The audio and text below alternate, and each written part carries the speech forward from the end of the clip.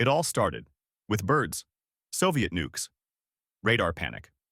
October 1960, deep in Cold War tension. U.S. radar stations suddenly light up. Multiple incoming targets. A Soviet missile launch? It looked real. Missile crews go on alert. Bombers scramble. The U.S. military moves toward DEFCON 3. But then, the objects disappear. No explosions.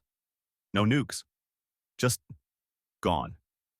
Turns out it wasn't missiles at all. It was a flock of geese. The radar mistook the birds for incoming warheads.